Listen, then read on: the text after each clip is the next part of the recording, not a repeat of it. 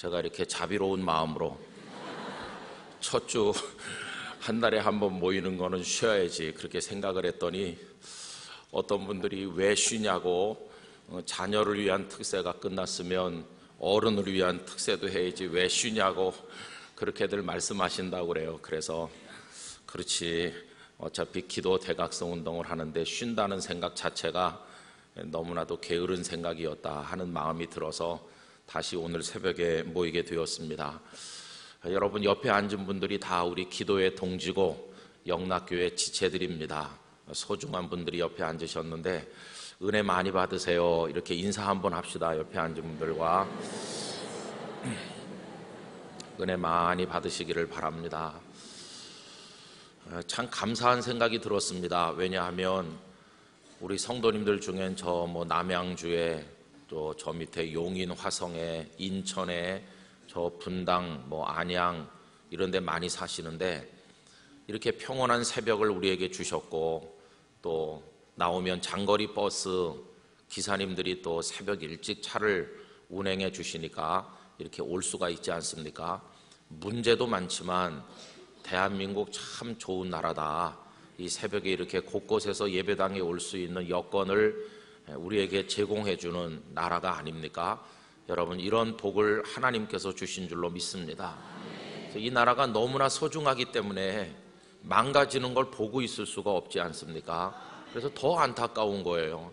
그래서 이 소중한 나라가 잘 지켜지고 휴전선을 무너뜨리고 복음 통일을 해서 하나님의 영광을 나타내야 될 텐데, 그런 거 생각해 보면 마음이 더 애절하고 그렇지요. 여러분, 어제는 3월 1일 3.1운동 100주년의 날이기도 했습니다. 3월은 또 봄이 시작되는 계절이기도 하죠. 여러분, 새봄이 오는 겁니다. 우리 성도님들의 마음에도 3월과 함께 봄처녀들이 찾아오시기를 바랍니다. 겨울 동안에 눌려있고 그랬는데 이제는 화사한 옷도 입으시고 봄답게 기쁨과 감사로 살게 되시길 바라고요. 그러면서 또 동시에 이번 수요일부터는 제의 수요일이라고 그래서 이제 사순절이 또 시작이 되기도 합니다.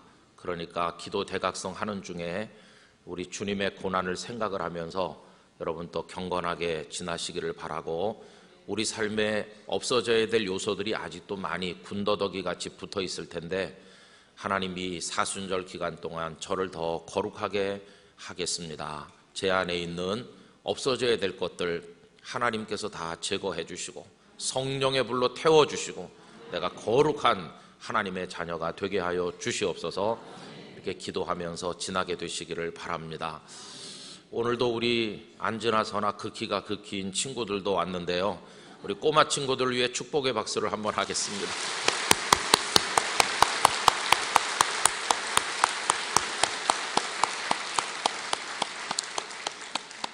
설마 설교를 받아 쓰는 건 아니겠죠?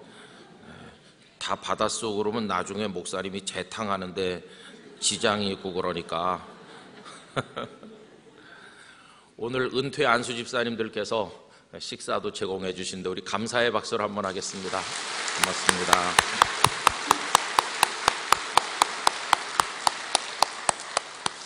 하나님 앞에 다 같이 나오시고 또 식사를 제공해 주시는 집사님들이 계시고 또 밝게 웃으면서 여기서 우리가 천국을 경험하게 되는 줄로 믿습니다.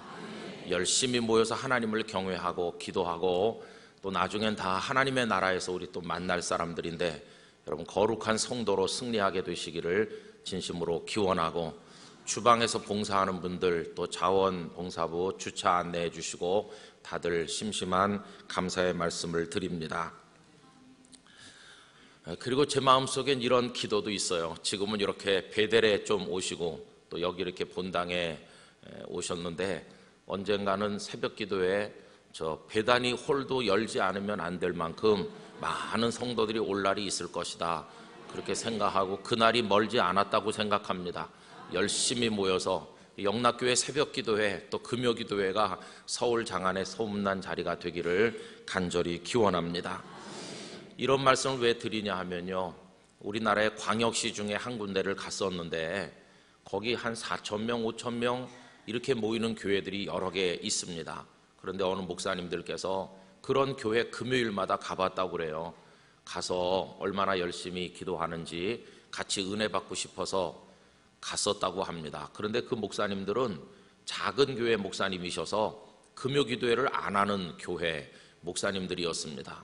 그래서 이제 클클한 마음으로 이제 큰 교회 갔더니 성도가 5,000명 정도 출석하는 교회인데 금요 기도에 50명 왔더라는 거예요. 그래서 가서 은혜를 받은 게 아니라 가슴이 무너져 내리는 충격을 받았다고 그래요. 요새 애들이 그걸 심쿵한다고 그러죠. 그래가지고 너무나 영적으로 이렇게 충격을 받았다고 그래요. 한국 교회가 기도하지 않는구나. 그걸 너무너무 가슴 아프게 보았다고 그래요. 여러분, 그래서 기도의 불씨가 살아나야 우리도 살고 나라도 살고 교회도 살게 될 것입니다. 성경은 기도하라는 말씀으로 꽉 차 있어요. 여러분, 기도할 수 있게 되기를 바라고, 지금은 뭐 교회가 다 그 1볼트 충전하는 거 하려고 다 그걸 내니까 그래서 거기 내가 이제 같이 얹혀서 하지만 저는 이런 기도를 합니다. 우리 성도들이 이 기간 중에 하나님을 만나게 되기를, 그래서 여러분의 영혼에 지워지지 않는 은혜의 자국이 찍혀지기를 기도하고요. 기도가 여러분의 체질이 되셔서 기도하지 않고는 나는 못 삽니다, 이렇게 할 수 있는 분들로 다 이번 기회에 변화되고, 꼭 무슨 이렇게 기도 운동을 해야 기도하는 게 아니라 다 성전에 와서 기도하고 생활 현장에 기도하고 기도를 통해서 이 세상을 이겨나가고 사탄의 권세를 깨뜨릴 수 있는 그런 능력 있는 성도들이 되기를 원합니다. 변화사 날에 귀신 들린 아이를 데리고 왔는데 9명의 제자들이 어떻게 할 수가 없지 않았습니까? 그런데 예수님께서 말씀하시잖아요. 제자들이 어떻게 우리는 쫓아내지 못했습니까? 그러니까 기도 외에는 이런 유가 나갈 수 없다고 하시는 거예요.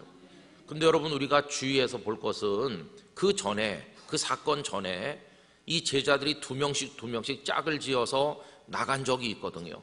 2명씩 나갔을 때 말씀도 전했고 귀신을 쫓아냈고 능력을 행했거든요. 그런데 왜 이번에는 못하는 겁니까? 여러분, 그때 능력이 있었다고 계속 그 능력이 유지되는 게 아닌 것입니다. 기도 생활을 지속적으로 해야 된다는 걸 가르쳐 주는 것이고, 기도 외에는 이런 유가 나갈 수 없다. 여러분, 그때 쫓아낸 그 귀신이 새끼 귀신이라면 요번에 이거는 왕귀신인 거예요. 우리가 인생을 살면서 부딪히는 문제가 언제나 만만한 상대만 있는 게 아니고 어떤 때는요, 감당하기 어려운 큰 적이 다가올 때도 있기 때문에 그때 내가 귀신을 쫓아낸 적이 있으니까 지금도 당연히 할 수 있겠지, 이렇게 생각하고 방심하면 안 되는 것이죠. 여러분, 성령의 은사가 얼마나 다양한지 모릅니다. 그 은사 중에 몇 가지를 내가 경험하고 하나님의 능력 가운데 산다고 해서 교만하면 안 되고, 내가 지금까지 경험해보지 못한 하나님의 은혜의 세계가 있으니까 그걸 또 계속 사모하면서 하나님 앞에 매달리는 우리가 돼야 될 줄로 믿습니다. 그래서 이 정도면 됐어, 그렇게 선을 그어놓고 거기 딱 맞추는 신앙생활을 하는 게 아니라 하나님의 은혜의 그 풍성한 세계, 감당할 수 없을 정도로 놀라운 세계 아닙니까? 은혜의 바다로 들어가고 하나님의 은혜 세계로 들어가야 되는데, 자주 말씀드리는 것처럼 은혜 위에 은혜가 계속해서 주님 나라에 가는 그때까지 채워지게 되기를 원하는 것입니다. 저 밑에는 어린아이 같은 시절에 내가 받았던 은혜라면 이제는 점점 고차원적인 은혜가 쌓여가고 더 큰 은혜를 경험하고, 그래서 내 삶이 하나님의 은혜로 인해서 승리하는 삶이 되어야만 할 것입니다. 여러분, 그런 사모하는 마음을 가지시길 바랍니다. 나도 그런 은혜의 중심에 서고 싶다, 그렇게 사모하시고, 예배당에 와서 기도하실 때, 또 우리가 같이 예배하면서 또 말씀을 나누고 이렇게 할 때 하나님께서 각자에게 필요한 은혜를 주실 거라고 믿습니다. 설교하는 사람이 치유에 관한 설교를 안 했지만 어떤 분은 치유될 것입니다. 설교하는 사람이 어떤 도덕적인 문제를 이야기하는 날도 있지만 영적 비밀을 깨닫는 분도 있을 것입니다. 다 각자에게 하나님께서는 예상치 못한 은혜를 주시는 거니까 예배당에 들어와 앉을 때마다 하나님 오늘 나에게 어떤 은혜를 주실까, 이런 설렘과 기대를 가지고 하나님 앞에 나오는 것입니다. 저는 어제 저녁에 금요기도에 와서 큰 은혜를 받았어요. 하나님의 말씀이 이렇게 마음에 임하는 것 같아요. 너는 나를 상대로 살아라, 세상을 상대로 살지 말라. 그런 감동이 어제 강하게 왔어요. 세상을 상대로 사는 것은요, 누가 뭐라고 하면 나도 거기 맞상대하고, 어떤 슬픈 소식, 마음 아픈 소식이 전해지면 그것 때문에 막 괴로워하고, 뉴스 보면서 분노하고, 막 세상살이에 나도 그 중에 하나 들어가서 끼어가지고 막 기뻐했다 화를 냈다가 이렇게 하는 게, 그 속에 욕망을 붙들고 씨름하는 게 세상을 상대로 사는 거예요.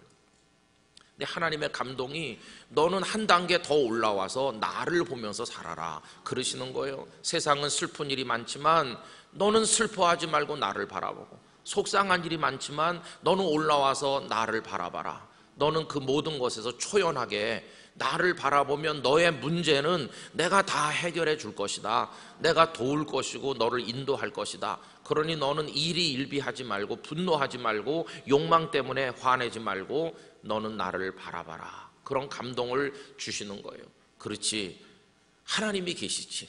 여러분, 우리에게는 하나님이 계십니다. 겁낼 거 없습니다.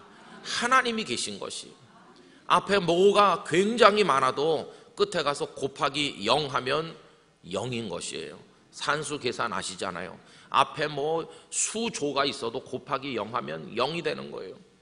그런데 앞에 있는 게 별거 없어도 무한대처럼 크신 하나님이 곱하기가 되면요, 엄청난 것이 되는 것이에요. 여러분, 그래서 우리는 하나님을 의지하는 사람인 것입니다.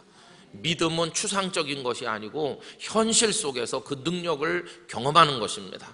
그래서 우리 영락교회 성도들이 그런 살아있는 믿음으로 하나님 사랑하고 착하고 선량한 사람들이 되고, 예수님의 마음을 품기 위해 노력하면서 모두를 축복하고 격려하면서 여러분 그렇게 살아가게 되기를 바랍니다. 이 봄은요, 잔인한 봄이라고도 말하죠. 비탈의 꽃이 이렇게 피어나는데 바람이 또 꽃샘 추위 바람이 불어서 꽃잎을 핥히고 그러는데, 세상이 우리 마음에 피어나는 믿음의 꽃을 사정없이 막 핥혀갈 것처럼 그래요. 그래도 여러분, 조금 인내하면 반드시 더 더워지고 더 좋은 날씨는 오는 것입니다. 견디면서 인내하면서 믿음을 따라 나가게 되시기를 기원합니다.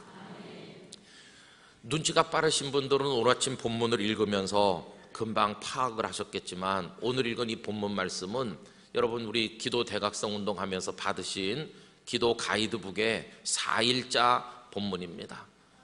여러분, 이 책이 얼마나 잘 만들어졌는지 인기가 많아서 구하기가 어려운, 집에 잘 모셔놓으면 한 100년 후에는 가치가 많이 올라가지 않을까 생각이 드는데, 하여튼 성경책 다음으로 잘 만들었다는 소문이 자자한 책입니다. 그래서 다음번에 두 번째 책은 몇천 권을 더 많이 발행한다고 합니다. 다른 교회에서도 바깥에서도 그 책 좀 구할 수 없냐고 그런다고 그래요. 거기 보면 기도를 주제로 해가지고 얼마나 잘 내용을 이렇게 뽑아놨는지 저도 매일같이 하면서 큰 은혜를 받거든요. 그 한 편 한 편이 설교를 한다면 기가 막힌 설교를 할 수 있는 그런 주제들이에요. 근데 그 중에서 오늘 그 4일자를 제가 가지고 왔는데, 오늘 말씀의 제목을 우리도 알아야 될 것이 있다 하는 것입니다. 그럼 여러분, 오늘 본문 가운데서 쭉 읽어 내려가시다가 우리도 알아야 될 게 뭘까요? 여러분 19절에 하나님이 아시는 게 나오죠. 19절 20절까지 두 절을 다시 한번 다 같이 읽읍시다. 내가 아노니 강한 손으로 치기 전에는 애굽 왕이 너희가 가도록 허락하지 아니하다가 내가 내 손을 들어 애굽 중에 여러 가지 이적으로 그 나라를 친 후에야 그가 너희를 보내리라. 아멘. 이 두 절의 말씀을 하나님께서 아신다는 겁니다. 내가 안다 하시는 거예요. 모세를 보내시면서 이제 너 가서 이스라엘 백성의 지도자들을 만나서 내가 보내서 왔다고 하면서 그들을 인도해라. 그 다음에는 바로 왕에게 가서 하나님께서 우리 백성을 보내라고 합니다. 이렇게 바로에게 말해라. 그런데 내가 알고 있는 게 있다. 하나님 뭘 아십니까? 두 가지를 아시는 거예요. 첫째, 19절을 제가 읽습니다. 내가 아노니 강한 손으로 치기 전에는 애굽 왕이 너희가 가도록 허락하지 아니할 것을 내가 안다는 거예요. 이게 무슨 얘기입니까? 모세가 바로 왕 앞에 가서 이보시오, 하나님께서 나를 보내서 이 백성을 인도하라고 하셨어. 하나님의 백성을 보내시오. 그렇게 한마디 하니까 바로 왕이 아 그렇습니까? 그러면서 빨리 가시죠 이러겠느냐? 그렇지 않다는 것입니다. 내가 안 오니 바로 왕은 그렇게 쉽게 보낼 존재가 아니라는 것이. 여러분, 우리가 살아가는 인생 그렇게 만만한 게 아닙니다. 그렇게 쉽게 되는 게 아닙니다. 목사가 설교 한 편 잘했다고 그 교회가 갑자기 변하느냐? 절대 그렇지 않습니다. 심지어 예수님께서 오셔서 그 예수님께서 설교하시고 예수님께서 말씀을 행하시는데도 사람들은 뻣뻣한 채로 그냥 있지 않습니까? 여러분, 그렇게 쉽게 우리의 성정이 변하는 게 아닙니다. 내가 눈물 한 방울 흘리고 성경 말씀 읽다가 가슴이 찡해지면서 내가 좀 기도 한번 했다고 갑자기 내가 하나님이 원하시는 그리스도인으로 성숙했을까요? 여러분, 그렇게 쉽게 되는 게 아니에요. 바로 왕들이 우리 주변에 많아요. 우리 속에도 있고 우리 주변에도 많이 있고 우리를 노예처럼 얽어맨 채 꼼짝달싹 못하게 하는 이 땅의 바로들이 많이 있는데 그 바로들이 한마디 한다고 금방 두 손 들고 항복하지 않아요. 얼마나 끝까지 우리를 힘들게 할 것인가 하는 것을 여기서 말씀하고 있습니다. 여러분, 이걸 하나님께서는 내가 안 오니 그러셨거든요. 저는 우리도 알아야 된다고 믿습니다. 그렇구나. 우리를 가로막고 있는 인생의 적들과 영적인 적들이 그렇게 만만한 게 아니구나. 그것들이 나를 꼼짝 못하게 하는구나. 날 쉽게 보내주지 않을 것이로구나. 그걸 알아야 되는 것이죠. 그래서 여러분, 우리의 영적 싸움이라고 하는 것은 그냥 슬슬 소풍 가듯이 놀이하듯이 해가지고 적이 뭐 금방 굴복할 거다 아닙니다. 저는 우리 영락교회가 이 혼란스러운 대한민국 사회 속에서 또 영적으로 다 사탄이 준동하고 있는 이런 상황 속에서 이렇게 모여서 기도하는 것은 전쟁을 하는 것과 같은 것인데, 우리가 전선에 나간다고 적이 저절로 도망가는 게 아닙니다. 막 부딪혀야 되고 피가 튀겨야 되고 막 죽기를 각오하고 싸워야 되는 것이지, 여러분, 영적 승리를 그렇게 단순하게 저절로 얻어질 것으로 생각하시지 않으셔야 됩니다. 적이 얼마나 강한가를 알아야 되고 쉽게 되지 않을 것이라는 걸 알아야 되는 것입니다. 저는 하나님께서 우리를 위해서 축복을 준비하셨다는 걸 믿지만 그때까지 저절로 쉽게 되는 건 아니에요. 제가 아는 분 중에 마라톤을 많이 하는 분이 계셨습니다. 42.195km만 뛰는 게 아니라 이분은 아마추어지만 뭐 100km, 200km, 300km 이런 마라톤을 여러 번 하신 분이세요. 마라톤 하도 많이 해서 무릎이 다 나가셔서 수술도 하시고 요새는 이제 안 하신다고 들었는데요. 근데 그분이 그런 얘기를 하더라고요. 아유, 그럼 뛰시는 데는 일가견이 있겠네요. 그러니까 목사님 아니에요. 그렇게 평생 달렸지만 또 달릴 때마다 힘들고 또 달릴 때마다 난관이 있다는 것이, 그렇게 많이 달려서 온 몸이 달리는데 딱 연단이 돼 있는 분도 달릴 때마다 어렵다고 하는 것이. 여러분, 제가 목회를 해보니까요, 전도사 때 첫 설교할 때나 지금이나 말씀을 전하는 건 똑같이 어려운 것이에요. 옛날에는 이게 올라서서 말한다는 것 자체가 적응이 안 돼 갖고 어렵더니 세월이 많이 가니까 이제는 뭐가 어려우냐 하면 하나님의 마음을 담아서 전해야 될 텐데 나같이 부정한 사람이 어떻게 하나님의 마음을 깨닫고 어떻게 알아듣기 쉽게 전달할 수 있을까? 하나님의 마음의 10,000분의 1도 제대로 전하지 못한 채로 끝나고 내려오면 어떡하나? 이런 영적 부담감이 너무나 많고, 하나님의 뜻이 아닌 걸 하나님의 뜻이라는 이름으로 전달해서 성도들의 심령을 병들게 만들면 어떡하나? 그런 두려움이 점점 커지기 때문에 그래서 더 어려운 것이에요. 언제까지 어려울까? 아마 은퇴할 때까지 어려울 것이고 하늘나라 갈 때까지도 어렵겠죠. 여러분, 우리가 맞서는 영적인 적들은요, 그냥 쉽게 되는 게 하나도 없어요. 하나님께서도 바로가 그렇게 쉽게 물러가지 않을 것을 내가 안 오니 하셨잖아요. 여러분, 이 말씀을 모세에게 왜 하십니까? 이게 기가 막힌 겁니다. 만약에 하나님께서 모세야 가서 내 백성을 인도해라, 백성의 지도자들도 만나서 격려도 하고 바로 왕에게 가서 한마디 해, 그러면 바로가 깜짝 놀라서 바로 보내줄 거다, 이렇게 하면 얼마나 좋겠어요. 왜 그러냐 하면요, 지금 모세가 하나님 저를 보내주세요 이렇게 자원했습니까? 아닙니다. 40년 미디안 광야에 살다 보니까 기가 다 꺾이고 의욕이 다 사라졌고 이제는 만사가 귀찮고 그냥 이대로 내 인생은 끝나는 거야 이렇게 생각하죠.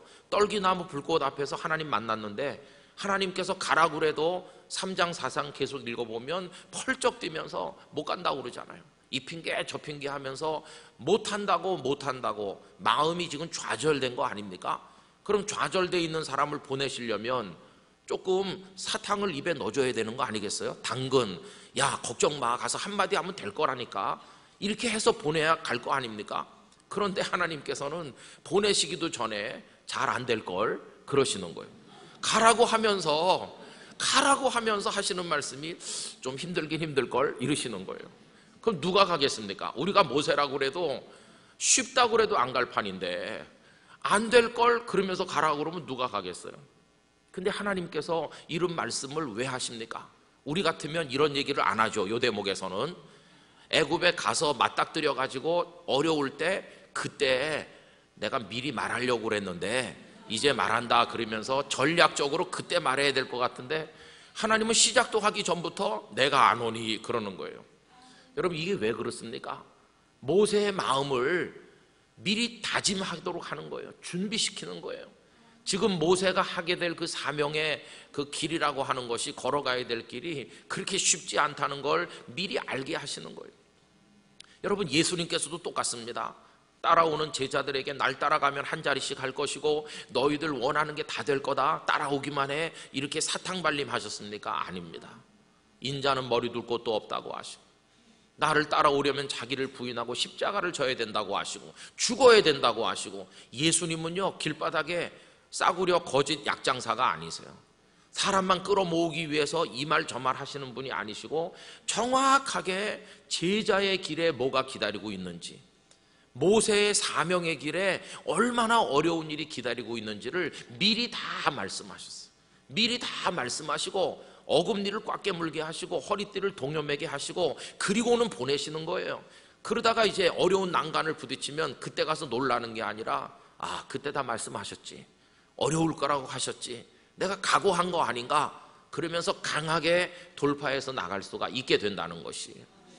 여러분 우리가 천국에까지 이르는 게, 믿음으로 승리하는 게 쉽지 않을 것입니다. 하나님은 정직하게 말씀하십니다. 내가 알거니와 바로가 그렇게 쉽게 너희를 보내지 않을 것이다. 그거 알고 시작해, 이렇게 우리에게 말씀을 하시는 것입니다. 여러분 저는 그런 의미에서 우리 영락교회 성도님들이 강한 분들이 되시기를 바랍니다. 강한 분들이 되셔야 되는 것이에요. 누가 우리한테 어린 애도 할 수 있는 쉬운 걸 하라고 시키면 화가 날 거예요. 그러나 다른 아이들한테 안 시키는 거, 좀 어려운 일을 시키면은 그러면 뿌듯한 생각이 들어요. 어렵긴 어렵지만 그분이 나를 믿어주는구나. 초등학교 6학년 다닐 때 저는 영등포 초등학교 다녔는데 영등포역에서 물레동 쪽으로 올라가면 있습니다. 17반, 18반까지 한 학년에 있었고 한 반에 80명, 90명 있어가지고 전교생이 9,000명이 넘는 전국에서 두 번째로 큰 초등학교, 제가 그런 학교 출신입니다. 애들이 너무 많아가지고요, 오전반, 오후반으로 공부하는데 교실이 없어가지고 얼마나 이게 애들이 바글바글해요. 운동장에 애들이 까만 머리칼밖에 안 보여요. 새카맣게 애들이 있어요. 그래갖고 4시간 끝나고 가면 오후반 애들이 오잖아요. 옛날에 교실이 없으니까. 3학년까지는 그렇게 했습니다. 4학년부터는 이제 점심 먹고 공부하니까 이제 그게 안 되죠. 그런데 그 쪼물애기들도 연애 편지 써갖고 넣어놓으면 오후반 애가 와서 꺼내가서 보고 또 거기다 써서 그래. 그런 행복한 시절이 있었죠. 근데요, 그렇게 이제 애들이 많으니까 운동장에 막 엉망으로 사람이 많죠. 근데 6학년 때 담임 선생님이 저를 부르는 거예요. 가니까 운성아, 아무리 봐도 너밖에 없는 것 같아. 뭘요? 그랬더니 너 점심시간마다 우리 집에 갔다 와라. 아니 한 번 갔다 오는 게 아니라 점심시간마다 갔다 오래네요. 선생님 집이 가는데 10분 정도 걸립니다. 그런데 점심시간 종 땡치면 저는 막 선생님 집에 가는 거예요. 선생님 몸이 약해가지고 사모님이 한약을 다려놨는데 그걸 받아다가 운반을 해야 되는 거예요. 딴 애들은 점심시간에 막 도시락 먹고, 여러분 옛날 도시락 이렇게 난로 위에 싸놔가지고 먹잖아요, 그죠? 도시락 먹고 나가서 노는데 나는 점심시간 되면 도시락도 안 먹고 선생님 집으로 막 가가지고, 그럼 사모님이 쏟으면 안 된다고 그러는 거예요. 그러면 갈 땐 10분이지만 올 때는 20분이죠. 쏟으면 안 되니까. 그래가지고 이제 오니까 30분이 날아가는 거예요. 그럼 애들은 다 나가 노는데 저 혼자 이제 도시락 먹고 나면 점심시간 땡 끝나요. 근데 그거를 1년 내내 하는 거예요. 1년 내내. 아이고 선생님 왜 돌아가면서 시키지? 애들이 버글버글한데 왜 이렇게 나만 시키나? 근데 제가 그래서 화가 났을까요? 아니죠. 선생님 집을 매일 가는 애는 나밖에 없는 거고. 사모님이 또 오고 한약만 주겠습니까?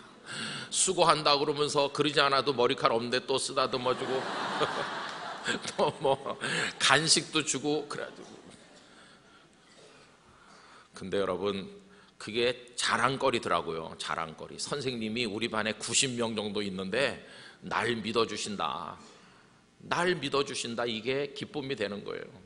여러분 우리의 가는 길에 어려움이 있고 그런 것은요 주님이 우리를 믿어주시는 거예요. 예수님의 제자들 보고 자기를 부인하고 자기 십자가를 지라고 그랬는데 예수님께서 길 가는 사람들에게 그 얘기 다 했습니까? 십자가 져라. 아니요. 그 얘기를 다른 사람들한테는 안 하시는 거예요. 너희는 내 제자니까 내 사람 되려면 이렇게 해야 되는 거야. 세상 사람들한테 다 하시는 게 아니에요. 여러분 우리에게 어려운 사명이 있다는 건 주님이 그만큼 우리를 신뢰하시고 믿어준다는 증거니까 교회에서도 어려운 일을 맡으시걸랑 감사하시기 바랍니다. 주님이 다른 사람 하기 싫어하는 일을 나한테 맡기시는구나. 날 믿어주시는 증거로구나. 할렐루야. 그렇게 하면서 기쁨으로 섬기는 거예요. 그래서 여러분 인내하시기를 바랍니다.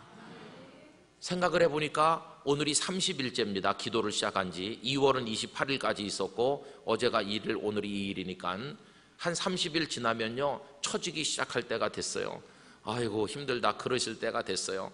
그런데 이게 쉬운 길이 아니니까 더 허리띠를 동여매고 더 열심히 기도하고 달려가게 되시기를 기원합니다. 근데 하나님께서 아시는 게 그거 하나뿐이냐? 아닙니다. 20절 말씀, 내가 내 손을 들어 애굽 중에 여러 가지 이적으로 그 나라를 친 후에야 그가 너희를 보내리라. 하나님께서 아시는 두 번째 일은 무엇입니까? 언젠가는 바로가 두 손 들고 보낼 거라는 거예요. 여러분 처음에 하나님이 아시는 건 잘 안 보낼 거라는 것이고 두 번째 하나님이 아시는 건 그러나 결국은 보낼 거라는 것이에요. 여러분 우리도 이거 알게 되기를 원합니다. 만만치 않다는 것도 알아야 되지만 두 번째로는 그러나 최후의 승리는 우리들의 것임을 알아야 될 것입니다. 여러분 왜 우리가 최후의 승리를 거두는 주인공이 될 수 있느냐? 거기 말씀하시잖아요. 모세가 힘을 써서 되는 겁니까? 아니요. 하나님께서 손을 들어 애굽에 여러 가지 이적을 행하실 거니까, 다른 말로 말하면 하나님께서 역사하실 것이기 때문에 우리는 이기는 것이에요. 우리가 기도했기 때문에 승리하는 게 아니라 기도를 들으시는 하나님께서 일해 주시기 때문에 우리는 승리할 것이에요. 최후 승리를 얻기까지 주의 십자가를 바라보고 따라가야 되는 것이죠. 여러분 우리에게는 하나님의 도우심이 있습니다. 하나님은 역사를 이루실 것입니다. 여러 가지 이적이 어떻게 임했습니까? 지팡이를 던져 뱀이 되게 하기도 하고, 술사들의 그 만든 뱀을 모세의 지팡이 뱀이 잡아먹기도 하고, 물을 갖다 부니까 그게 피가 되기도 하고, 10가지 재앙이 다 임하고 하나님께서 역사하셨더니 그렇게 완강하던 바로가 나중에 두 손 들잖아요. 우리가 알아야 될 두 가지는 이겁니다. 첫째는 우리의 적이, 우리의 바로가 만만치 않다는 것을 알고 각오를 단단히 가지는 것. 두 번째, 그러나 포기하지 않고 인내하면 마지막에는 하나님께서 우리를 위해 일하실 때 우리가 승리할 거라는 사실을, 여러분 이 두 가지를 우리가 알게 되기를 원하는 것입니다. 그리고 알 뿐만 아니라 체험케 되시기를 진심으로 기원합니다. 그래서 기도도요 하나님의 응답이 올 때까지 끝까지 하는 거예요. 열왕기상 18장에 보면 갈멜산에서 바알과 아세라 선지자 850명과 엘리야가 대결하는 장면이 나오죠. 불이 내려서 제단 위에 제물을 다 태우고 여호와 하나님만이 살아계신 참 신임을 그들에게 보여주고 그 우상의 선지자들을 다 처단했죠. 그리고 나서 3년 동안 비가 오지 않아 갈라터진 그 땅에 이제 비가 올 것을 엘리야는 아는 겁니다. 아합 왕에게 뭐라고 말합니까? 큰 비의 소리가 들린다는 거예요. 큰 비가 쏟아질 겁니다, 이렇게 말을 해요. 그런데 구름이 잔뜩 꼈나요? 아닙니다.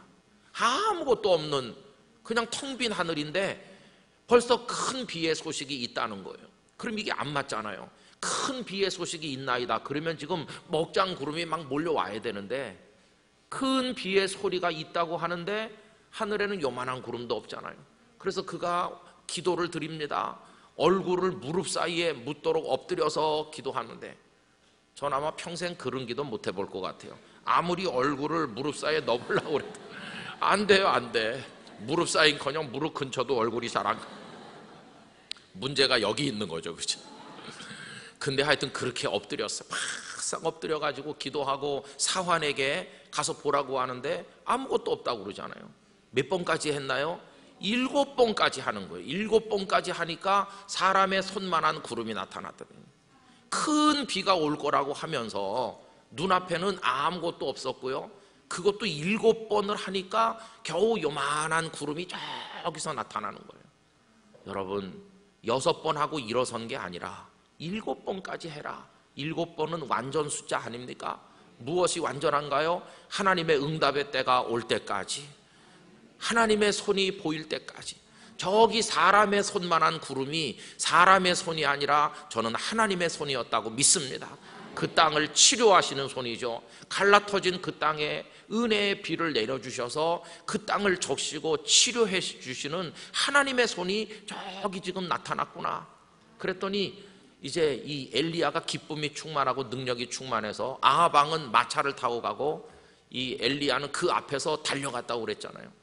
여러분 7번 분량을 채울 때까지 인내하며 기도하시기를 바랍니다. 서너 번 하다가 관두면 안 돼요.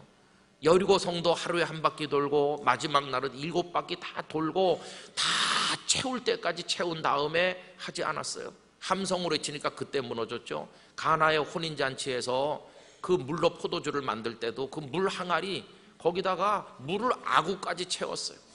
한 절반 정도 채운 게 아니라 아구까지 채우라고 하시고 나서 떠다 주니까 그게 포도주가 되어 있었어요.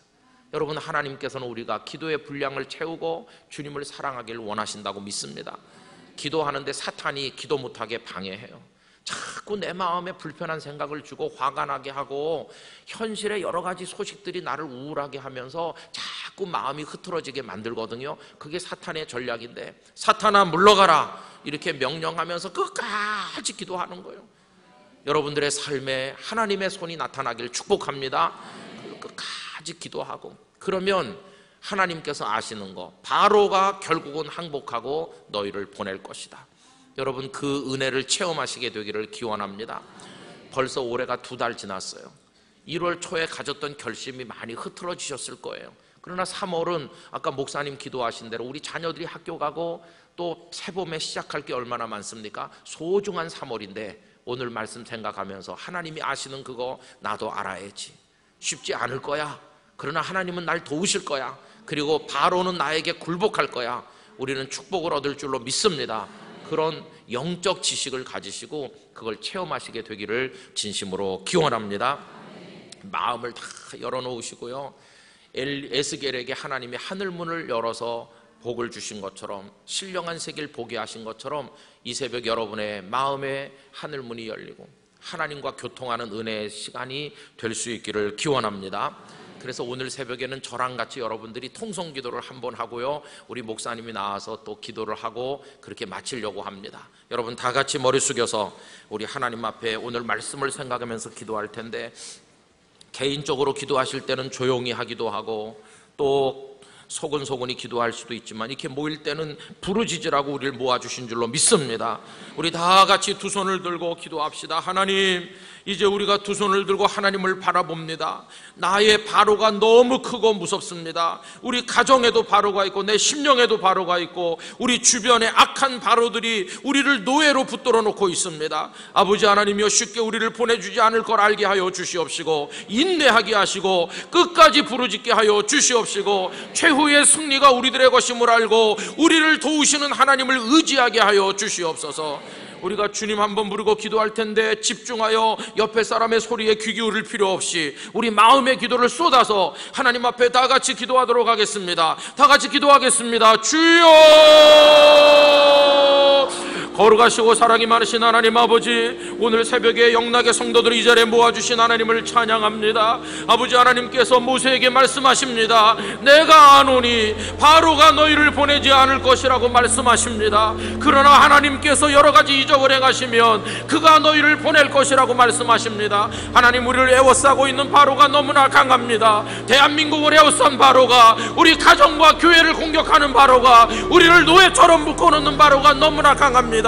아버지 하나님이여, 만만한 적이 하나도 없습니다. 아버지 하나님, 우리를 에워싸고 있는 적들이 너무나 강하고 우리는 그 앞에 지칠 때가 많고 쓰러질 때가 많이 있습니다. 그러나 하나님 아버지, 하나님께서 우리를 도우실 줄로 믿습니다. 우리에게 능력을 주실 줄로 믿습니다. 하나님께서 이적을 바로에게 행하시고 10가지 재앙을 쏟아부어 주신 끝에 결국 그가 항복한 것처럼 우리를 태정하는 적이 사탄이 물러갈 날이 올 줄로 믿습니다. 영락교회가 불같이 일어나게 될 줄로 믿습니다. 한국교회가 회복될 줄로 믿습니다. 우리의 가정과 우리의 심령이 회복될 줄로 믿습니다. 하나님 아버지, 이 새벽에 두 손 들고 하나님 앞에 부르짖는 성도들의 두 손을 잡아주시기로 나오며 우리의 기도에 응답해 주시기를 원합니다. 주여, 저희에게 응답하여 주시옵소서.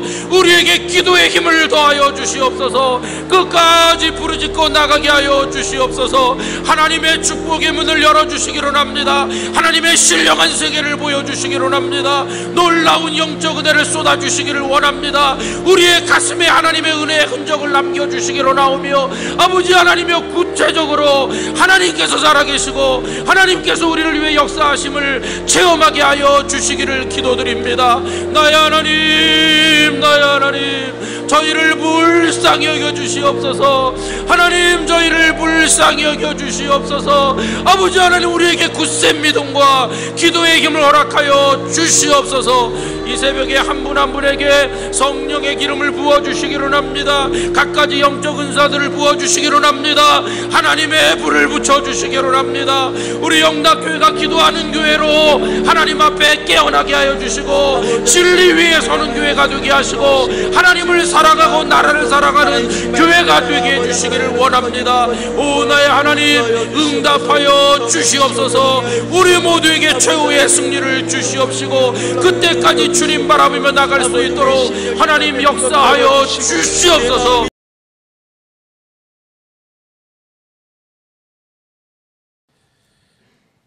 아름다운 새벽을 주신 하나님께 감사를 드리고, 이 새벽에 함께 하신 여러 성도님들에게 하나님의 크시는 종을 기원합니다. 기억하십니까? 우리가 한 달에 한 번씩 모여서 첫 토요일마다 특별 새벽 기도회를 모였는데 작년 7월부터 시작했습니다. 그러니까 이제 1년이 됐고 또다시 새로운 1년을 토요일 새벽에 모여서 기도하는 일을 시작하게 됐습니다. 하나님의 은혜가 감사하고 이렇게 함께 할 수 있는 성도들을 보내주신 그 은혜가 너무나도 큽니다. 또 새벽마다 또 밥을 주시는 분들이 계셔서 얼마나 감사한지, 또 일찍 나오셔서 주차 안내해 주시고 수고하는 분들이 주방에도 계시고 많이 계십니다. 그 모든 분들에게 하나님의 은총이 함께 하시기를 바라고요. 잠들어 있는 꼬마를 또 깨워서 안고 나오시고 이렇게 하는 여러분들에게 하나님께서 그 자녀들에게 복 주시는 그런 일이 있게 되기를 간절히 기원합니다. 제가 수요일 아침에 인도네시아 진승학교에 가서 여러분들의 헌금으로 거기 증축된 감사 예배를 하나님 앞에 드리고 왔습니다. 수요일 날은 도착을 해서 싱가포르 한인교회 우리 윤장원 목사님 목회하는 교회 가서 성도들과 수요 예배를 드리고 여러분들에게 전하는 인사 말씀을 받아왔는데 늘 영락교회를 위해서 기도한다고 합니다. 여러분들도 그것을 위해서 또 기도해 주시기를 바라고요. 목요일 아침에 그 바탐에 건너가서 그 학교 잘 지어놓은 거 감사하고 예배를 드렸습니다. 요번에 지은 그쪽 부분을 영락관이라고 이름을 붙였더라고요. 그래가지고 영락교회에서 헌금해 주신 것으로 교실도 짓고 컴퓨터실 또 실험실 이제 이런 것들을 갖추어 놓은 것을 보았습니다. 다 여러분들의 복음을 위한 사랑의 헌신이 그렇게 열매를 또 맺게 된 것이죠. 그리고 이 특세 때문에 불이 나게 와가지고 오늘 새벽에 여러분들을 뵙게 돼서 정말 감사합니다. 찬송가 가사를 읽어드리려고 하는데 참 평화로운 마음을 가지게 만드는 찬송이죠. 고요히 머리 숙여 주님 생각합니다. 머리 둘 곳도 없이 고생하신 예수님, 쉴 곳을 주시오니 깊이 감사합니다. 고요히 머리 숙여 하루 생각합니다.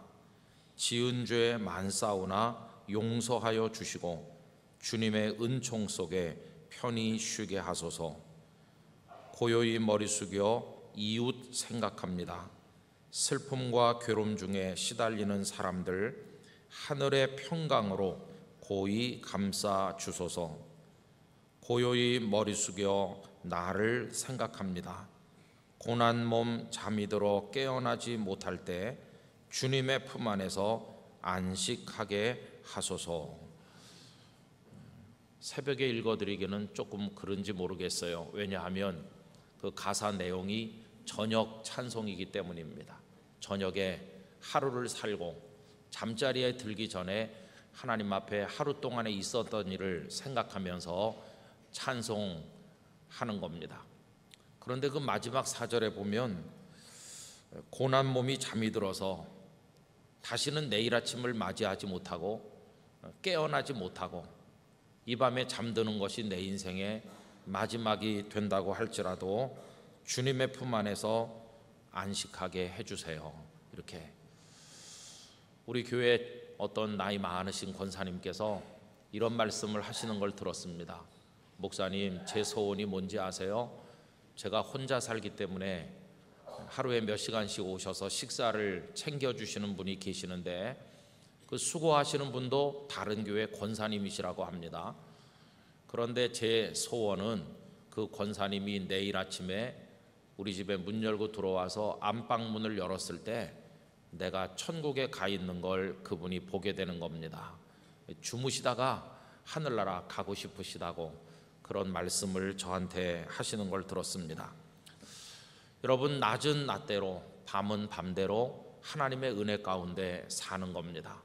고요히 머리 숙여 지나간 하루 일을 생각하면서 하나님 앞에 기도하는 얼마나 평화로운 마음의 모습입니까? 여러분, 질문을 하나 드려보려고 하는데요. 고요히 머리 숙여 주님 생각하며 저녁에 기도를 드리는 이 찬송을 생각할 때 그림이 하나 생각나시죠? 어떤 그림이 여러분들 머릿속에 떠오르십니까? 네, 참 네, 만종, 저녁종, 짱 프란스와 밀레가 그린 1857년 8년 그 무렵에 그렸다고 합니다. 저는 그 그림을 그저 복사로 우리 다 그냥 카피본 사진이나 그런 걸로 봤지 원본을 보신 분도 계시겠죠. 한 50 몇 센치, 한 60 몇 센치 된다고 그래요. 그러니까 요만한 자그마한 그림이죠. 근데 그 그림을 참 좋아합니다. 제가 왜 그러냐 하면 거기 사람 냄새가 나기 때문입니다. 넓은 들판이 배경으로 펼쳐져 있는데 그 들판에 아무도 없다면 참 쓸쓸할 뻔했는데 거기 한복판에 두 사람이 있잖아요. 더군다나 그 두 사람은 등을 돌리고 있는 것이 아니라 서로 마주서서 있어요. 그죠? 두 사람의 영과 영이 통하고 있습니다. 사랑이 흐르고 있는 것이죠. 그래서 참 보기가 좋아요. 그 두 사람은 부부가 아닐까 생각이 듭니다. 제가 아침에 와가지고 저 문으로 들어오시는 성도님들을 두리번거리면서 바라보는데 참 이상해요. 누군가가 먼저 들어옵니다. 남편이 먼저 들어오든지 아내가 먼저 들어오든지 먼저 들어오는 분은 척후병 비슷해요. 이렇게 보고 우리 두 사람이 앉을 자리가 어디 있나 이렇게 봅니다. 하나님이 주시는 순간적 영감으로 방향을 탁 정합니다. 그 정하는데 시간이 얼마 안 걸리는 것 같아요. 이렇게 착 하면 그래가지고 아내든지 남편이 먼저 방향 지시를 합니다. 이렇게 하면 쫙 따라가는 거예요. 그 문 앞에서 반대쪽을 가리키고 싸우는 사람을 한 사람도 못 봤어요. 그래서 하여튼 그 선구자가 지시하는 대로 남편도 따라가고 아내도 따라가고 그래갖고 하여튼 같이 나란히 앉으세요. 그리고는 두 분 다 머리를 숙여서 하나님 앞에 기도를 하는 모습이 참 이게 당연한 것 같지만 정겨운 겁니다. 너나 갔다 와라, 나는 안 간다. 그런 가정도 세상에는 많고 또 서로 다른 문으로 들어올지도 몰라요. 들어와 가지고도 나는 남쪽 날개, 너는 북쪽 날개. 너는 북쪽이야, 북쪽. 나쁜 놈이야, 북쪽은. 저 김정은 같아. 그렇게 안 하고 같이 들어와 가지고 참 얼마나 좋습니까? 여러분, 세상에 다 사람들이 그렇게 살면 얼마나 좋겠어요. 그런데 이 세상에는 사람 냄새가 안 나기도 하고 그 속에 사랑의 향기는커녕 미움과 갈등이 얼마나 우리 마음을 아프게 합니까? 또 저는 그 그림에서 흙냄새도 참 좋습니다. 왜냐하면 거기 흙이잖아요. 밭이 있잖아요. 그렇죠. 그 그림을 보면은 감자를 캔 것 같이 이렇게 있어요. 그리고 그걸 캐내는 데 필요한 간단한 농기구가 거기 밑에 보입니다. 그러니까 흙은 하나님이 주신 우리의 삶의 터전이죠. 거기다 씨 심어가지고 그 대지가 우리에게 주는 곡식을 거두어서 먹는 거 아닙니까? 그러면서 또 거기서 땀 냄새를 느끼는 것 같아요. 땀 냄새. 그냥 불로소득을 해서 가만히 누워 있었더니 감 떨어지는 식으로 사는 게 아니라 거기 파종을 하고 거두지 않습니까? 거룩한 땀이 흘렀어요. 그래서 참 좋다. 세상은 노력하지 않고 얻으려고 하는 사람들이 노력한 사람들의 것을 빼앗는 데서부터 비극적인 일들이 많이 발생하고 있습니다. 여러분, 이마에 흐르는 굵은 땀방울, 또 손 마디마디에 맺힌 굳은 살, 저는 이것은 하나님께서 주시는 복이라고 믿습니다. 그렇게 해가지고 열심히 노력하면서 살아가는 겁니다. 그리고 그 그림을 가만히 보면 두 사람의 마음에 평화가 있어요. 그렇죠? 저녁 종소리를 들으면서 가만히 보면 저 먼 데 끝에 예배당 건물이 보이는데 거기서 댕그렁댕그렁 저녁종을 치겠죠. 그 소리에 모든 걸 멈추고 일어나서 하나님 앞에 기도를 드리는 겁니다. 하루가 하나님 안에 있었음을 고백하는 겁니다. 건강하게 이 자리에서 일할 수 있게 된 것에 감사하는 겁니다. 그리고 사랑함으로 함께 할 수 있었음에 감사하고, 그리고 파종했지만 빈손이 아니라 수확이 있음에 대해서 하나님 앞에 감사하는 겁니다. 그래서 그 그림을 가만히 보고 있으면 거기 무슨 대단히 화려하고 사람들이 부러워할 만한 세상의 굉장한 것들이 눈을 씻고 봐도 보이지 않는 그런 그림이지만 하나님께서 우리에게 주시고자 하는 평화가 녹아 있다, 이런 생각을 해서 참 좋아하게 되었습니다. 여러분, 이제 하반기가 시작이 돼서 며칠 지나고 오늘 7월달 첫 토요일 새벽이 되었는데 이 6달 동안 뭘 어떻게 목표로 하시고 사시겠습니까? 뭐 굉장한 걸 얻으려고 하는, 좋게 말하면 꿈일 수도 있고 비전일 수도 있지만 뒤집어 놓고 보면 추한 욕망일 수도 있는 그런 걸 보면서 달려가시겠습니까? 아니면 오늘 하루 내려주시는 하나님의 은혜에 만족하고 감사하면서 하루하루를 살아가리라, 그런 마음을 가지십니까? 저는 이 6달 동안 우리 영락교회 성도들의 삶에 하나님의 평화가 임하기를 원합니다. 여러분들의 마음을 평강이 주장하게 되시기를 원합니다. 세상은 우리 마음을 막 이렇게 뒤집어 놓습니다. 마치 맑은 시냇물이 흐르는데 긴 작대기로 쑤셔대면 그 밑에 막 흙먼지 부유물이 일어나서 물이 뿌옇게 되는 것처럼 우리 마음을 들쑤시는 세상의 뉴스, 분노케 하는 일들, 그런 게 얼마나 많습니까?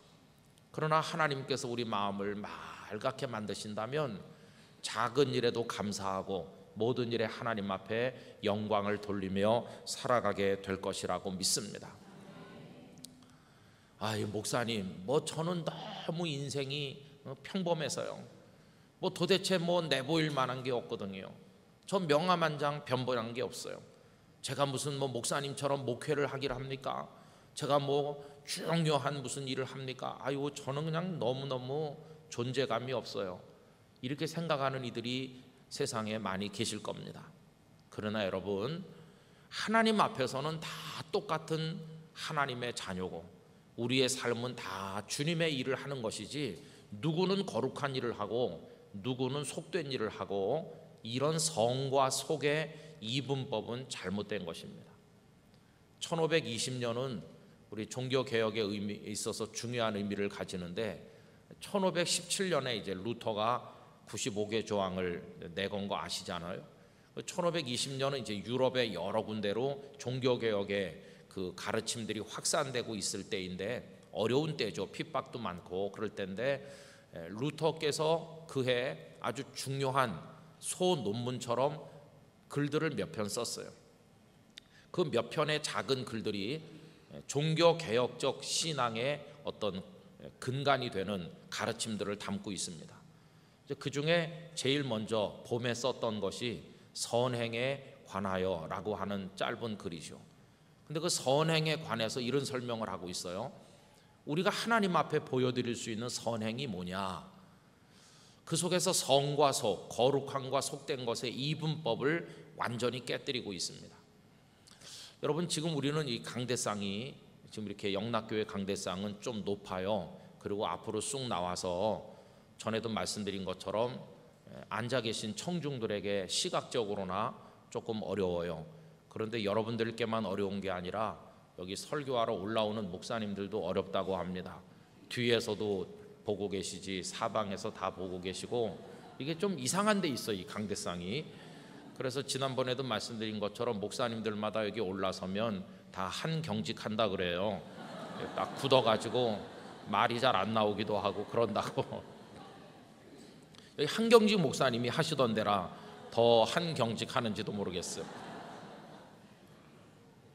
근데 이제 개신교 예배당에서 강대상이 앞에 이렇게 있고, 또 지금은 계단이 몇 개 있고, 새로 짓는 예배당에 가면 그 계단이 낮아요. 한 3개, 4개 있는데, 그 계단은 강대상을 높이기 위해서라기보다는 뭐 앞에 나와 찬양도 하고 할 때 올라서기 좋도록 만들었다고 생각됩니다. 오히려 요즘에는 청중석을 이렇게 만들어 갖고 청중석이 극장식으로 이렇게 높도록 만든 교회들도, 예배당들도 많이 있죠.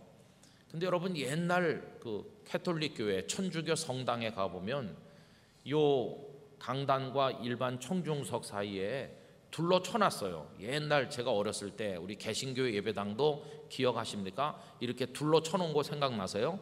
이게 뭐냐 하면 올라오지 마라, 그런 뜻입니다. 왜 여긴 올라오지 말라고 합니까? 거룩한 곳이니까. 그래가지고 일반 성도들은 올라오지 말라는 거예요. 그래서 애들이 그 위에 올라오면 막 야단을 칩니다. 이놈아, 거기가 어딘데 올라와, 당장 내려가, 이렇게 하거든요. 제가 부산에 목회하러 가니까, 부산에는 보수적으로 믿는다고 하는 분들, 특별히 고신측 교회들이 많이 있는 곳이죠. 그래서 제가 이제 고신측 교회 가끔씩 설교하러 갔습니다. 여러분이 고신하고 우리 교단하고 옛날에는 교류가 잘 없어가지고, 근데 저희는 뭐 다 이렇게 열려 있는데, 그래서 고신 목사님을 한 분 초청을 해서 설교를 부탁했더니 그분이 오셔서 설교 시작 첫 마디가 뭔지 아세요? 저는 오라고 그래서 오긴 왔지만 우리 교단 정책이 그랬기 때문에 김은성 목사님을 우리 교회에 초청할 수는 없습니다. 이렇게. 아니 뭐 언제 오라고 그래 주길 기다린 것도 아닌데. 옛날에 그런 이제 장벽들이 있어. 지금은 이제 그런 게 다 없어져서 제가 고신 목사님들만 1박 2일 하는데 가서 몇 번 설교도 하고 그랬는데 많이 달라졌죠. 근데 제가 이제 고신 교회를 가끔 그 후에 가보니까 이제 헌신 예배, 여전도의 헌신 예배 그런 거 하면 회장님께서 예배 인도를 하시잖아요. 한복을 막 곱게 차려입으시고 예배 인도를 하는데 이 위에는 저 혼자 올라오는 거예요. 아무리 여전도의 회장님이라고 그래도 목사가 아닌 사람이 어떻게 감히 거기 올라가냐. 우리 영락교회는 학생도 올라오고 꼬마도 올라오고 뭐 다 올라와서 기도도 하시고 하는데 절대 못 올라오게 하는 거예요. 그리고 요 밑에 강단에서 이제 예배 인도도 다 하고, 이 위에는 안수받은 목사들만 올라가서 한다는 겁니다. 얼마나 이게 목회자, 성직자들과 일반 성도들을 이렇게 차이가 나게 하는 겁니까? 근데 그런 전통이 다 옛날 중세 때 이제 캐톨릭 교회로부터 오는 것이죠. 그래서 그 중세 캐톨릭 교회는 거룩한 영역이 있고 거룩하지 않은, 또 반대로 말하면 오히려 속된 영역이 있다. 그래서 교회도 두 가지가 있어서 이 위에 있는 교회가 있고 아래에 있는 교회가 있다. 위에 있는 교회는 클러지 셔츠를 입은 저 같은 성직자들만 있는 건데 거기는 가르치는 교회고, 요 아래에 있는 교회는 일반 교인들로 구성된 교회인데 거긴 배우는 교회다. 이래가지고 칸막이 쳐놓고 올라오지 못하게 이렇게 했어요. 그래가지고 이제 개신교회도 그런 교회들이 있죠.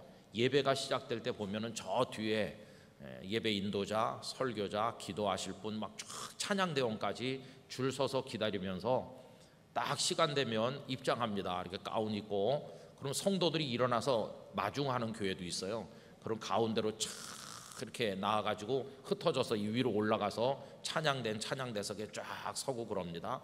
이게 다 천주교적 배경이 있거든요. 이게 뭘 상징하냐 하면 주님께서 우리들에게 임하신다, 그런 뜻이에요. 지금 주님의 은혜가 저 설교자, 저 성직자들 속에 담겨가지고 우리에게 지금 임하고 있다. 영접하라, 일어나서 마중하는 거죠. 그럼 여러분, 설교하는 목사 속에 은혜가 있습니까? 그 목사가 여기 입장 안 하면 하나님의 은혜가 없습니까? 그런 게 아니죠. 하나님의 은혜는 이미 여러분 속에 있습니다. 이미 있는 거예요. 그런데도 이렇게 쫙 하고 들어오면 성도들은 우와 이렇게 생각하는 거죠. 근데 지금은 우리 각자가 하나님 앞에 우리 죄를 고백하고 회개합니다. 우리 개신교회는. 그러나 캐톨릭 교회는 어떻게 합니까? 신부가 있어야 되는 거예요. 나 같은 사람이 어떻게 감히 천주님께 내 죄를 고하냐, 이거 말도 안 돼요. 그분들은 신부님이 가운데 있어가지고 신부님에게 내 죄를 말하면 신부님이 가서 하나님 앞에 말을 해야 이게 된다고 생각을 해요. 이게 우리랑 많이 다릅니다. 대학교 1학년 때 친구들의 권유에 못 이겨서 나가서 미팅을 했는데 그 여학생이 서너 시간 미팅하더니 가야 된다고 그래요. 그래서 어딜 가냐고 그러니까 가서 지금 고해해야 된다고. 기분이 안 좋더라고요. 날 만난 게 무슨 고해할 내용인가. 보니까 자기 그 핸드백 속에서 하얀 천, 그분들이 이렇게 덮어 쓰는 거 있잖아요. 그 뭐라고 부르는지 잘 모르겠는데 그걸 꺼내주면서 우리 집안은 대대로 천주교 교인이고 이제 가서 고해하러 간다고. 그래서 이제 그게 안 되는 거죠. 나는 바로 회개하는데 이 사람은 회개를 바로 못하고 가야 되는구나. 거기는 신부님이 없으면 안 돼요. 신부님은 거룩한 그런 존재고 하나님께 나를 대변해 주는 나의 아버지 같은, 그래서 그 아버지라고 부릅니다, 신부를, 캐톨릭 교회는. 그런데 우리 개신교회는 어떤 목사님이 내가 여러분의 영의 아버지입니다 이렇게 말했다가 이단으로 몰려서 쫓겨났는데 저는 그래서 그런 소리 안 합니다. 근데요, 이제 종교 개혁자들이 등장을 했어요. 캐톨릭 교회가 클러지 입은 사람들만 이렇게, 그 성직자들만 이렇게 하니까 이게 잘못되는 거예요. 그리스도의 대리인이 돼서 교황은 마치 그리스도인 것처럼 높은 데 앉아 영광을 받으면서 예수님의 자리를 차지한 거 아닙니까? 여러분, 주님 앞에서는 그 사람이 성직자든 일반인이든 다 똑같은 죄인입니다. 다 똑같이 은혜가 없으면 안 됩니다. 다 똑같이 하나님의 은혜로 구원받고 하나님의 은혜로 사는데 이걸 이상하게 만들어가지고 이렇게 했던 것이죠. 그래서 그 아까 말씀드린 선행에 관하여라고 하는 그 글에서 루터는 본인이 그 신부였지 않습니까? 이걸 다 깨뜨리는 거예요. 하나님 앞에서는 다 똑같다. 성직자가 그 성직을 감당하는 일이나 성도 중에 어떤 사람이 가서 씨를 뿌리고 농사를 짓는 농사나 장사를 하는 일이나 다 하나님 앞에 거룩한 일이다. 다 똑같이 주의 일을 하는 것이지, 어떤 사람은 주의 일을 하는 주의 종이고 어떤 사람은 아무것도 못하는 형편없는 사람인가? 여러분, 절대로 그렇지 않다고 가르치게 되었습니다. 오늘 이 말씀을 장황하게 드리는 이유는요, 여러분들이 직장에 출근하는 거 주의 일 하러 가는 겁니다. 아이들 키우는 거 내가 주님의 일을 하고 있어. 가족들 식탁을 장만해서 찌개를 끓이고 밥을 안 치는 거 평생 소뚜껑이나 들었다 놨다 하고 내 팔자야 이러지 마시고, 그게 주의 일을 하는 거예요. 주의 일. 그래서 여러분, 하찮은 일이 하나도 없습니다. 저는 오늘 성경 말씀을 참 좋아합니다. 왜 그러냐 하면, 이스라엘 백성들이 광야 40년을 사는데 그 출애굽한 지 얼마 안 돼서 시내산에 도착을 했고, 하나님께서 모세를 올라오게 하셔서 성막을 만들게 하셨죠. 이동하는 거니까 이제 천막식으로 해야 되는 거죠. 그 거룩한 막을 만들어서 언약궤를 거기 모시고 하나님 앞에 기도하고 제사하고 이렇게 하는 거죠. 그런데 그 당시 이스라엘 백성의 지도자가 누굽니까? 모세 아닙니까? 모세가 다 하는 거죠. 모세가 인도하고 모세가 가르치고 모세가 모든 걸 주선하고 모세가 다 하죠. 그런데 성막을 만들어 하나님의 언약궤를 모시고 하는 이 가장 거룩한 일을 하는 일에는 모세는 옆으로 비켜나서 있는 거예요. 모세가 아니었어요. 상식적으로 말하면 당연히 모세가 만들어야 될 것 같은데 아닙니다. 하나님께서는 부살렐이라는 사람과 오홀리압이라는 사람을 부르게 하셨어요. 부살렐은 유다지파 출신이고 오홀리압은 단지파 출신인데, 말하자면 성직자가 아닌 평범한 사람과 같아요. 모세가 성직자라고 한다면 이 두 사람은 평범한 사람인데 하나님의 성막을 만드는 이 가장 거룩한 일을 하게 된 것입니다. 이들은 그럼 뭐 하는 사람들일까요? 은금 보석을 깎아 만들고 여러 가지 걸 짜고 뭐 이렇게 술을 넣고 하는데, 이런데 독보적인 달란트를 가진, 요즘 식으로 말하면 전문인, 엔지니어, 그리고 탁월한 자기 분야에서 능력이 있는 그런 분들이었다고 할 수 있어요. 우리 영락교회에 많은 분들이 자기 달란트를 가지고 학교 교사가 돼서 가르치고 또 무슨 뭘 만들기도 하시고 가서 또 봉사하기도 하시고 회사 사무실에 앉아서 복잡한 서류를 만들어 무역하는 일에 종사하고, 어떤 분은 법조계에서 일하고 뭐 다양하게 이렇게 흩어져 나가 일하시잖아요. 여러분, 그렇게 하시는 여러분들의 6달 앞으로 계속 하셔야 될 그 일상의 삶을 에이 이까짓 거 이렇게 생각하시면 절대로 안 돼요. 그게 모세도 하지 못한 일을 내가 하는 것과 같다고 자부심을 가지게 되시기를 바랍니다. 여러분들은 회사 사무실에서 주님의 일을 하시는 거예요.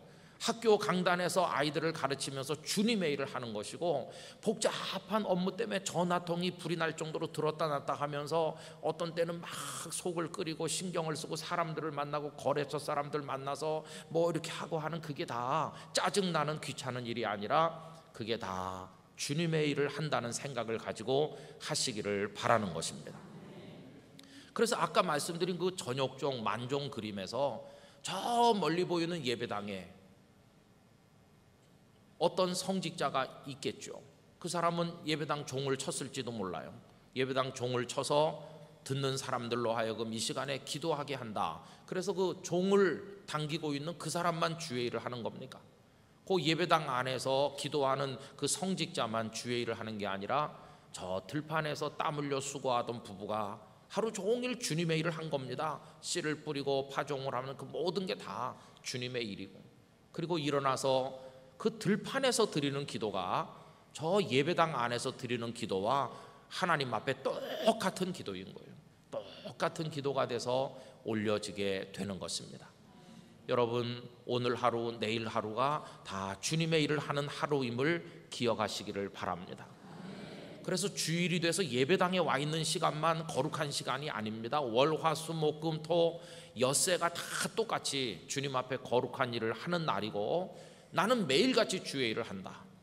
교회 부서에 속해서 뭐 부서 일을 하고 찬양대를 하고 교회 봉사만이 주님의 일이 아니고 여러분들의 일상의 모든 일이 다 주님의 일인 줄로 믿습니다.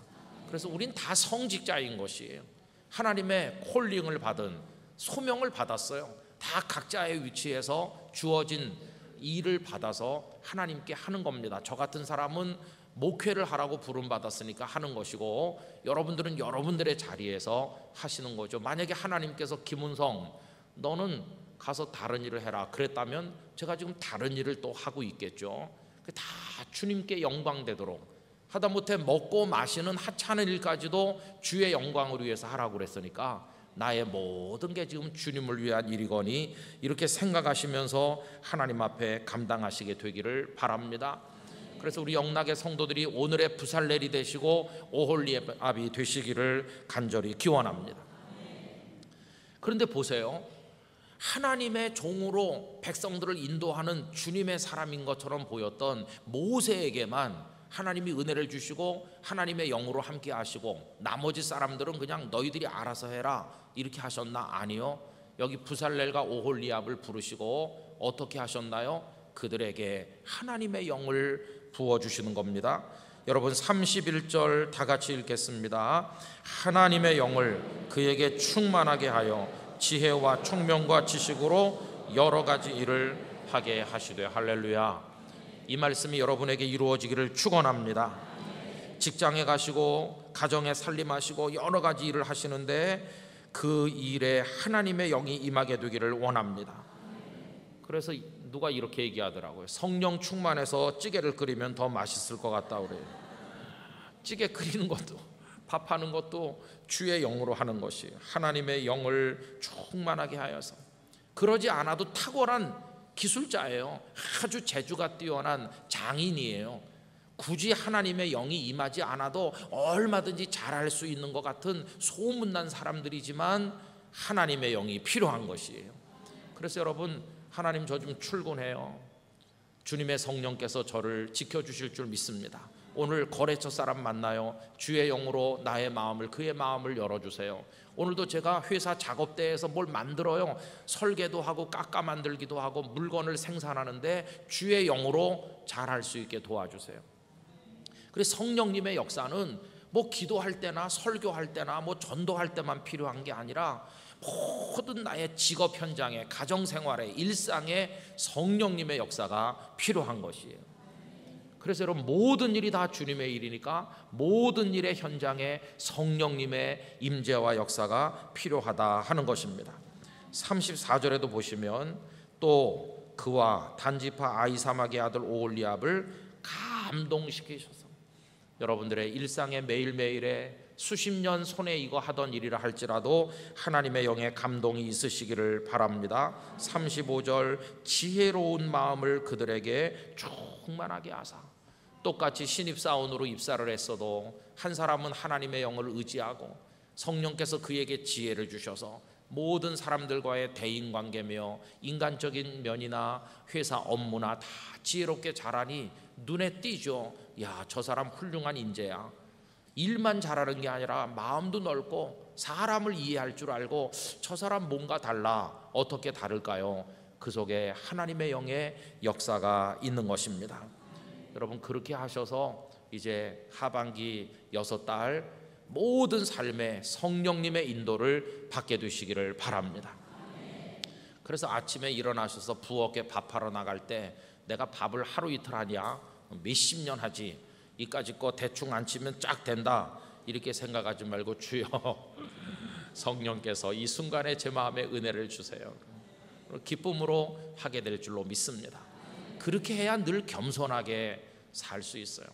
여러분, 제가 지금까지 축도를 몇 번이나 했을 거라고 생각하십니까? 저는 제가 영락교회 와서 설교를 몇 번째 하는지 다 적어두고 있어요. 나중에 세보려고 몇 번 했나. 근데 축도를 몇 번 했는지는 잘 모르겠습니다. 수도 없이 했죠. 그 축도 그거 뭐 얼마든지 할 수 있을 것 같죠. 그러나 여러분, 주께서 돕지 않으면 그것도 잘 못하는 거예요. 혹시 아세요? 제가 몇 달 전에 우리 2부 예배인가 3부 예배 때 축도할 때 성부, 성자, 성령 빼먹고 축도한 거 기억하세요? 제가요, 성부, 성자, 성령님을 불러서 축도를 해야 되는데 그걸 안 하고 그냥 축원하옵나이다 이렇게. 그래도 아멘 잘 하시더라고요. 아니, 축도도 못해.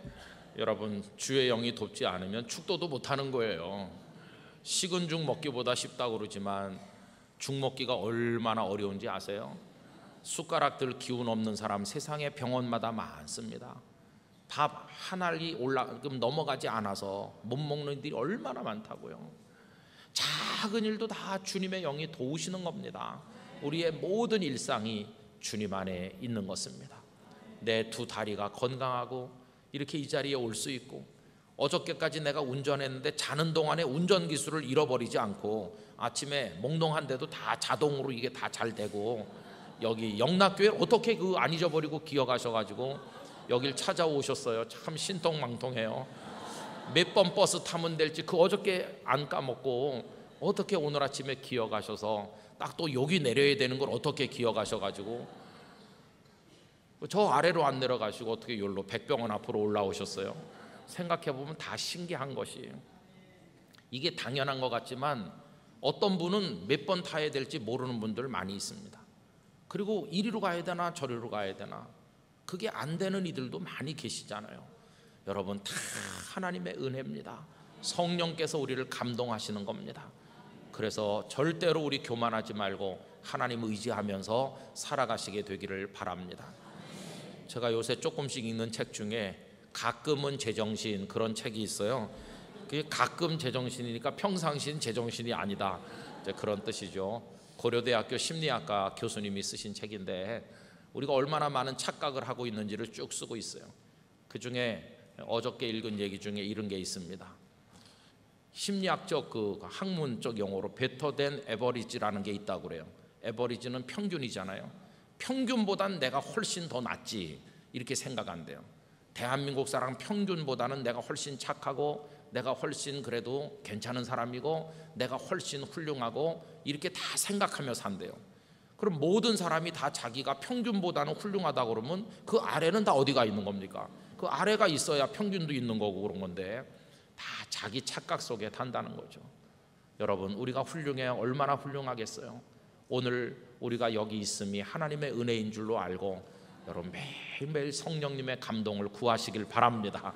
그래서 꼭 주님 안에서 일상의 모든 삶이 주의 일인 줄로 알고 기도하면서 기쁨으로 감당하시고 하루가 마무리되는 시간에는 그 그림 속의 부부처럼 감사의 기도를 드리시고 6달이 마무리되는 12월 말에 가서 하나님 앞에 영광의 기도를 드리시고 우리 생애가 끝나는 그날도 그런 기도와 함께 하나님 앞으로 가는 우리가 되기를 진심으로 기원합니다. 기도하겠습니다. 아버지 하나님, 6달이 지나갈 무렵 특별 새벽 기도회를 통해서 하나님의 은혜를 생각하였으며 우리의 눈을 열어주시기를 기도하였습니다. 이제 7월의 첫 토요일 우리 영락의 가족들이 함께 모였습니다. 1년 전부터 한 달에 한 번 모이는 특세가 시작이 되었는데 이 시간이 축복이 되기를 원하옵고 성도들에게 은혜가 되기를 원하오며 하나님께 영광이 되기를 원합니다. 부살렐과 오홀리압은 익숙한 장인이었습니다. 그들의 기술이 탁월하였습니다. 그러나 성령님의 도우심이 필요했으며 그들이 모세 같은 사람은 아니었지만 자기 분야에서 훌륭하게 주의 종으로 역할을 감당하여 성막을 만드는 거룩한 일을 했습니다. 부엌 살림이, 가정 살림이, 직장 생활이, 학창 생활이 주의 일이 되기를 원합니다. 성막 만드는 일이 되기를 원합니다. 성령의 인도하심을 받기를 원합니다. 그래서 기쁨으로 주님 위에 살고 하루의 마무리를 감사 기도로 하고 일생을 그렇게 마무리하고 하나님께 이르는 저희 모두가 되도록 하시고 한 날 한 날의 감사와 평화가 성도들 마음에 넘치게 하여 주시옵소서. 이제는 우리 주 예수 그리스도의 은혜와 하나님 아버지의 사랑과 성령님의 교통하심이 우리 소중한 영락교회와 성도들과 우리 대한민국 가운데 늘 함께 하시기를, 영원토록 함께 하시기를 축원하옵나이다. 아멘.